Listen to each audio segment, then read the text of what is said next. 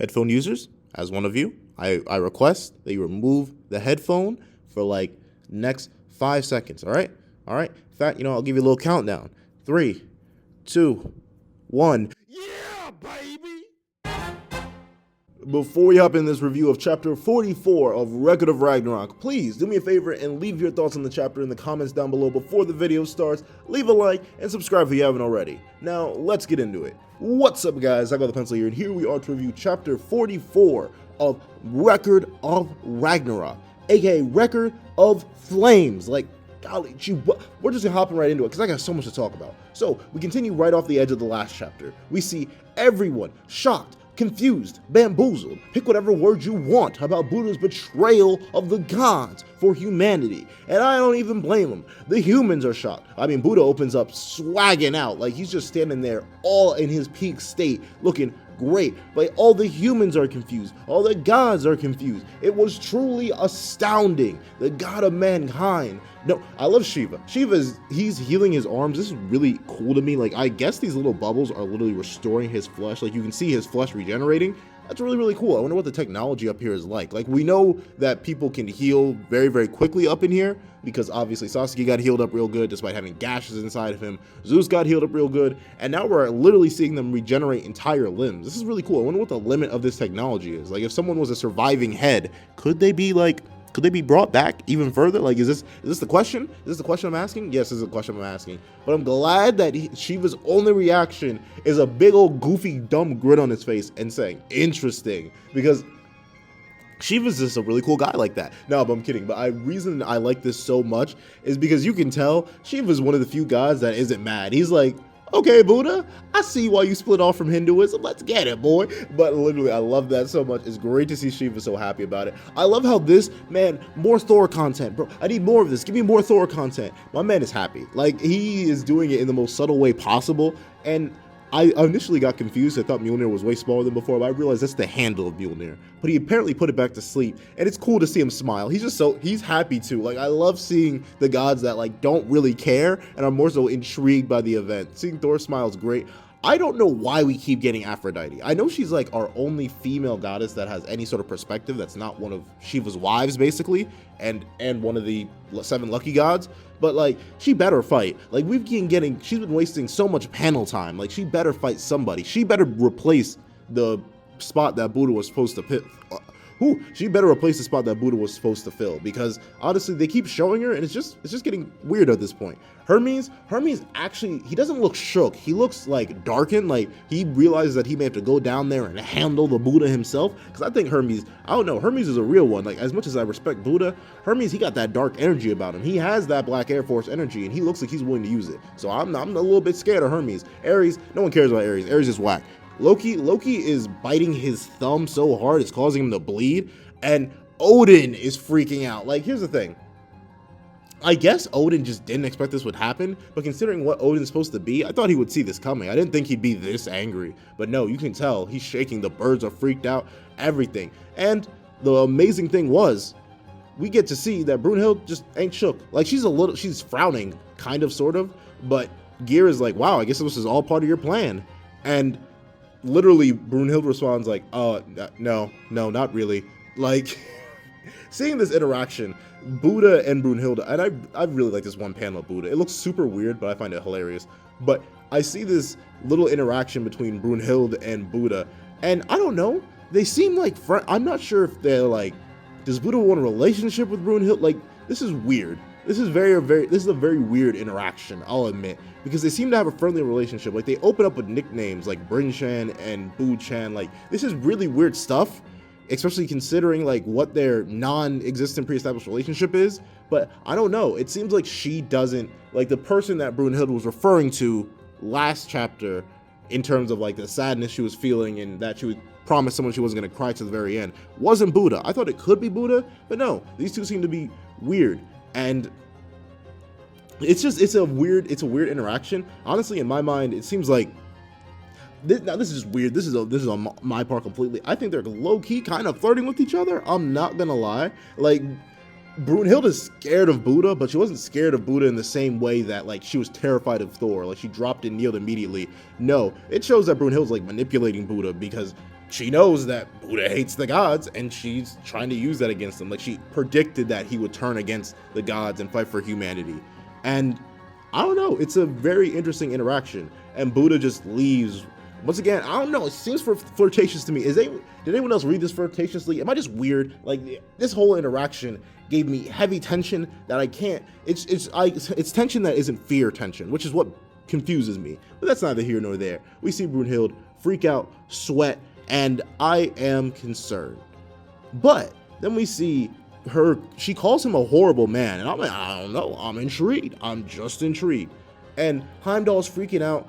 I was so hoping Heimdall would get angry that his horn was destroyed, but no, Heimdall's just weak right now, so he doesn't. He's just worried about the rules, and Zeus pops down. And man, Zeus got me so excited here. Like, I knew it couldn't happen, but when Zeus says, the truth is, I'd love to do it all over again, and he starts cracking his knuckles, bro, I was so ready for Buddha versus Zeus. This is what I wanted. Like, this was like the least likely thing that I ever expected to happen. I even said that in the Buddha fight video, but still, man, I would have been so excited to see these two fight. That would have been great. But Buddha is like, and that's the great thing about that is Buddha was so ready to fight Zeus. He'd be like, yeah, I'm down for this. Let's do it, old man. But only for Zeus to be like, hold on, not gonna lie, B. Actually, no, not yet. Odin speaks. I'm pretty sure this is the most Odin has spoke throughout the entire series. These 2 text bubbles are more than everything this old man has said. And he's literally asking Buddha, you sure you want to make an enemy of the gods? The crows are trying to look all regal. And Buddha literally just says, come on now, bro. In this universe, I am just. Because I'm Buddha. I am the honored one. Bro, he's just flexing. Like, Buddha, you can't lose, bro. If you lose all this bravado, you're getting dropped. You're getting dropped like Ares level. You aren't going as low as Ares because all this hype and buildup is too cool. But Buddha, you better not lose, Chief. You better not lose. And I feel like you are going to. I hope you don't, though. I have fear in my heart. And the thing that I love about Buddha so much, and it shows so much in this chapter, is that he just believes the hype. Buddha is the hype in his mind. Like, he knows everything, he's above everything, he decides it all. And then Zeus is like, oh yeah, that's true, we're chilling, it doesn't really matter. Like, all the gods are yelling at him like Buddha is, no, you're bad, you can't do this, you're not even a real kind of god. And Buddha's literally sitting there like, you want smoke? You want smoke? Like all y'all talking real safe up in the stands, drop down here, I'll give you the smoke myself. And I'm very confident Buddha could do it. But then Zeus straight up hits him with the, nah, B, I already got the 6th round contender. And everyone's looking up, and then the 7 lucky gods descend. And Bishamoten, who's the person who's supposed to fight. And then Zeus just says, hey, yo, you got this, right? And then Bishamoten's like, yeah, we got this. And only for Bishamoten to be introduced really quick. And you know what happened. Shoutouts to every single one of you smart people that figured out that the whole Zero thing was them fusing together, seeing them all fuse. It's really interesting. I'll admit I was a bit concerned. I found it cool when Bishamoten busted off the armor and just one by one they kept hopping into him and he kept getting new accessories and bigger and bigger. And I'm glad they expedite the process a bit towards the end, because obviously the one by one, especially since none of these transformations were going to be permanent, they were just going to be like little quick flashes of the real thing. I think it was very, very good to expedite the process towards the back end, and seeing every single one of them. Honestly, when I saw this mess, this absolute monster mega mech right towards the end, that I'm not even going to try and pronounce the name of, when I saw it, I was like, oh no, this is mad over design. Please don't let this be the final form, because it paused like it was the final form. But then we go into the backstory of this 8th lucky god, and it goes through all the different histories where it came from, and then it goes to the Chinese origin. However, the great thing that I love here is that it raises a question, because Ebisu knew about Zero. He straight up knew. He said, I'll defeat Buddha with Zero. He said that, I think 2 chapters ago at this point, or last chapter. And the thing about that is, it says, the manga says, from this very moment, the 7 gods of fortune cease to exist. So I guess it's like a temporary fusion. This has to be temporary, because how would he know about Zero? How would Ebisu know about Zero and how powerful it would be, powerful enough to defeat Buddha, only for him to, like, how did this happen? How does he defuse? Does he run out of energy and then he just falls apart? Like, I have so many questions about Zero. And also, this colored page right in the middle of nowhere, they become one god. When that god descends, the heavens will fall, fortune disappears, it'll bring great disaster. Bro, it's time when everyone, here's the thing, I love this final design. It's I don't know, like Heimdall calls it little child, and everyone's talking about how small it is, but he doesn't look that small. Like, Buddha's just tall.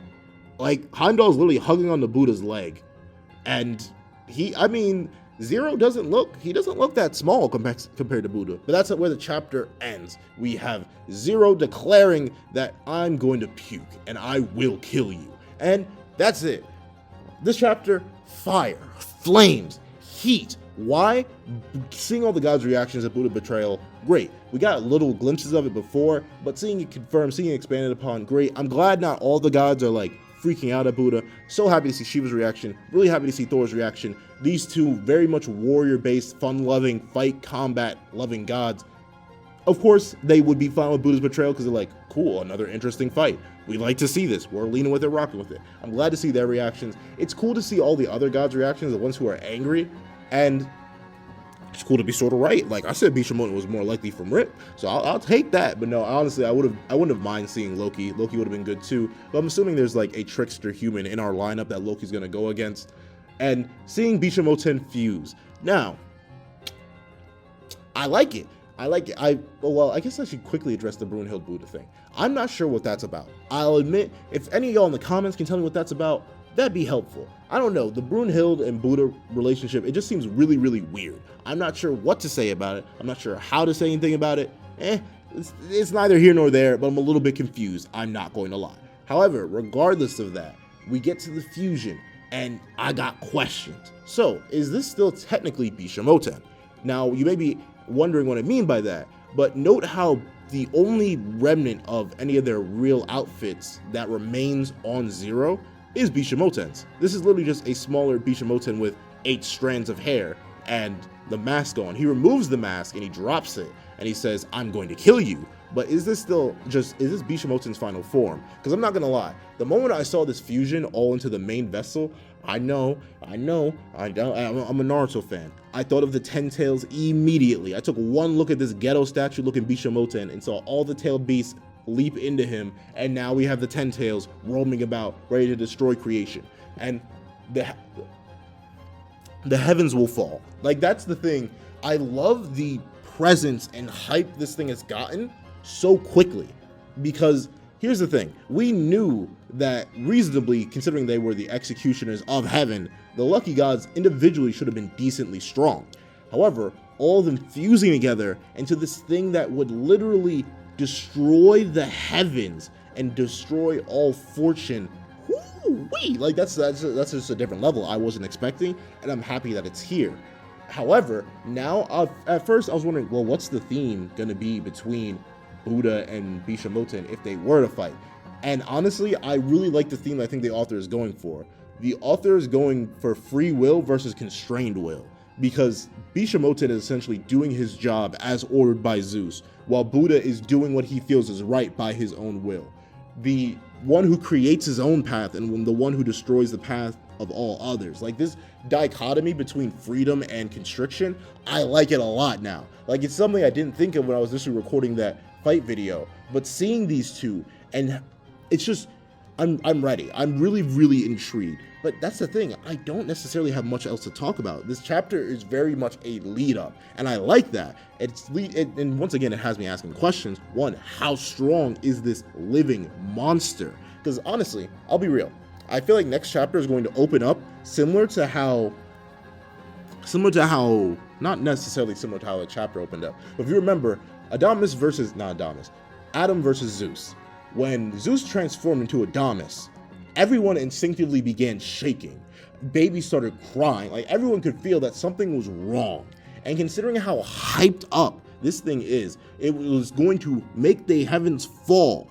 I know we're going to open up and everyone's gotta be shivering. Like, we gotta hype this up more. We have to see what is this that it's literally prophesized to have the heavens fall and bring an end to all fortune.